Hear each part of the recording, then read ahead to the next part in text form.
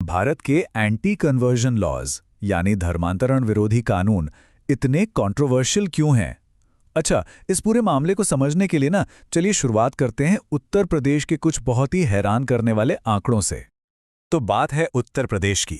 साल 2021 में यहां एक नया एंटी कन्वर्जन कानून लागू किया गया। अब देखते हैं कि इसके लागू होने के बाद जो आंकड़े सामने आए वो आखिर हमें क्या कहानी बताते हैं। 2021 से लेकर अगस्त 2024 तक सिर्फ उत्तर प्रदेश में सिर्फ इसी एक कानून के तहत 1682 लोगों को गिरफ्तार किया गया। सोचिए, 1682 लोग। और अब वो संख्या देखिए, जितने लोगों को असल में दोषी ठहराया गया, 12 से भी कम। जी हां, लेस देन 12। तो एक तरफ इतनी सारी गिरफ्तारियां और दूसरी तरफ सजा लगभग ना के बराबर। मतलब ये तो साफ है कि इस कानून के तहत किसी को गिरफ्तार करना तो बहुत आसान है, लेकिन अदालत में उसका जुर्म साबित करना वो बेहद मुश्किल। तो सवाल यह है कि भाई आखिर चल क्या रहा है? इस सवाल का जवाब ढूंढने के लिए हमें थोड़ा पीछे जाना होगा, सीधे भारतीय संविधान तक। और मजे की बात यह है कि ये पूरा मामला टिका है सिर्फ एक आर्टिकल, और उस आर्टिकल के 3 शब्दों पर। यह है संविधान का आर्टिकल 25। ये कहता है कि हर किसी को अपने धर्म को मानने, उसके हिसाब से चलने और उसका प्रचार करने की पूरी आज़ादी है। Profess, practice and propagate.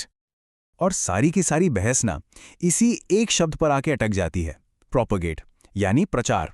सवाल ये है कि इसका मतलब क्या है? क्या सिर्फ अपने धर्म के बारे में लोगों को बताना, या फिर इसमें किसी का धर्म बदलवाने का अधिकार भी शामिल है? यही वो लीगल ग्रे एरिया है जहां से सारा विवाद शुरू होता है। फिर आया साल 1977, स्टैनिस्लस वर्सेस स्टेट ऑफ एनपी। एक लैंडमार्क केस था ये।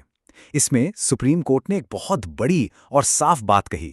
कोर्ट ने कहा कि प्रोपोगेट करने के अधिकार का मतलब ये बिल्कुल नहीं है कि किसी का धर्म बदलवाना एक फंडामेंटल राइट है। और बस यहीं से एक बड़ा प्रेसिडेंट सेट हो गया। लेकिन कहानी यहीं खत्म नहीं होती।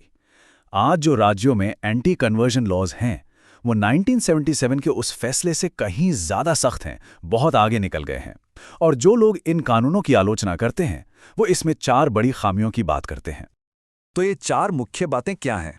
पहली, इन कानूनों की भाषा बहुत वेग, मतलब अस्पष्ट है। दूसरी, ये इनोसेंट अंटिल प्रूवन गिल्टी के सिद्धांत को ही उल्टा कर देते हैं। तीसरी, ये किसी की पर्सनल लाइफ में सरकार को दखल देने का अधिकार देते हैं।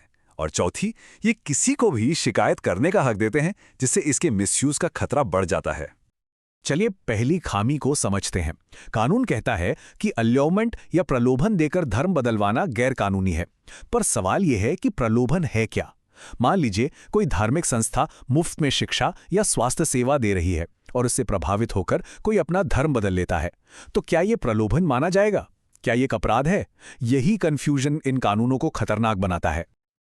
अब दूसरी खामी देखिए, हमारे क्रिमिनल लॉ का एक सीधा सा नियम है, जुर्म साबित करने की जिम्मेदारी हमेशा प्रोसिक्यूशन की होती है, मतलब जो आरोप लगा रहा है। इसे कहते हैं इनोसेंट अंटिल प्रूवन गिल्टी। जब तक कोई आपको दोषी साबित ना कर दे, आप निर्दोष हैं। लेकिन ये कानून इस पूरे सिद्धांत को सिर के बल खड़ा कर देते हैं। यहां पर बर्डन ऑफ प्रूफ यानी साबित करने का बोझ आरोपी पर डाल दिया गया है। मतलब आपको ये साबित करना होगा कि आप निर्दोष हैं। ये गिल्टी अंटिल प्रूवन इनोसेंट वाली बात हो गई, जो ज्यूरिस्प्रूडेंस के कोर प्रिंसिपल के ही खिलाफ है। तीसरी बात है सरकारी दखल। इन कानूनों के तहत अगर कोई अपनी मर्जी से भी धर्म बदलना चाहे तो उसे 60 दिन पहले डिस्ट्रिक्ट मजिस्ट्रेट को एक नोटिस देना होगा। फिर पुलिस इस बात की जांच करेगी कि यह फैसला जेन्युइन है या नहीं। सोचिए, किसी की आस्था का फैसला कितना पर्सनल होता है, और उसमें सरकार की जांच, ये तो सीधे सीधे राइट टू प्राइवेसी का उल्लंघन है। और चौथी और शायद सबसे खतरनाक बात, शिकायत कौन कर सकता है? सिर्फ वो नहीं जिसका धर्म बदला गया हो, बल्कि कोई भी। आपका कोई रिश्तेदार, आपका पड़ोसी, कोई अनजान आदमी या कोई संगठन, कोई भी जाकर शिकायत दर्ज करा सकता है। और ये चीज विजिलेंटी ग्रुप्स को, मतलब स्वघोषित पहरेदारों को, कानून अपने हाथ में लेने के लिए उकसा सकती है। तो इन सब खामियों का नतीजा क्या होता है? इसका असर समाज पर पड़ता है, जिसे कहते हैं चिलिंग इफेक्ट। मतलब एक ऐसा डर का माहौल बन जाता है कि लोग अपने उन अधिकारों को इस्तेमाल करने से भी डरने लगते हैं जो संविधान ने उन्हें दिए हैं। और ये डर समाज में शक पैदा करता है।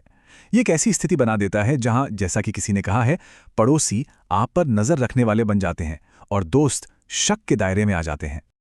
और इसका सबसे सीधा और ज्यादा असर पड़ता है इंटरफेथ कपल्स पर। दो लोग जो अलग अलग धर्मों के हैं और अपनी मर्जी से शादी करना चाहते हैं, वो अचानक खुद को सामाजिक विरोध और कानूनी पचड़ों के बीच फंसा हुआ पाते। तो अब ये पूरा का पूरा मामला पहुंच चुका है भारत की सबसे बड़ी अदालत सुप्रीम कोर्ट में, और अब यहीं पर इन कानूनों का असली कॉन्स्टिट्यूशनल टेस्ट होगा। इन कानूनों को चैलेंज किया गया है कई ग्राउंड्स पर। कहा गया है कि ये राइट टू इक्वालिटी का उल्लंघन करते हैं, राइट टू प्राइवेसी और अपना जीवन साथी चुनने की आज़ादी के खिलाफ हैं, और तो और ये फ्रीडम ऑफ कॉन्शियंस यानी अपनी मर्जी से कुछ भी मानने की आज़ादी पर भी हमला है। अब यहाँ एक बहुत ही दिलचस्प लीगल कॉन्सेप्ट सामने आता है, बेसिक स्ट्रक्चर डॉक्ट्रिन यानी मूल ढांचे का सिद्धांत। इसे ऐसे समझिए कि हमारा संविधान एक इमारत की तरह है। अब संसद उस इमारत में नए कमरे बना सकती है, दीवारों पर नया पेंट कर सकती है, लेकिन वो उस इमारत की नींव, उसके फाउंडेशन को नहीं हिला सकती। और ये सिद्धांत कहता है कि सेक्युलरिज्म, फंडामेंटल राइट्स, ये सब उस नींव का हिस्सा हैं, इन्हें कोई नहीं बदल सकता। तो दलील ये दी जा रही है कि जब सरकार किसी के धर्म या आस्था जैसे बेहद निजी मामले में दखल देती है, तो ये सीधे सीधे सेक्युलरिज्म यानी धर्मनिरपेक्षता की भावना पर हमला है। और सेक्युलरिज्म क्या है? वो उसी बेसिक स्ट्रक्चर का, उसी नींव का एक सबसे जरूरी हिस्सा है। आखिर में सुप्रीम कोर्ट का जो भी फैसला आएगा, वो एक बहुत ही बुनियादी सवाल का जवाब देगा। सवाल यह है कि किसी इंसान की निजी आस्था, उसका विश्वास, क्या ये सरकार की तरफ से दिया गया कोई तोहफा है जिसे सरकार जब चाहे कंट्रोल कर सकती है, या फिर ये इंसान होने की गर्मा और आज़ादी की वो बुनियाद है जिस पर सवाल नहीं उठाया जा सकता।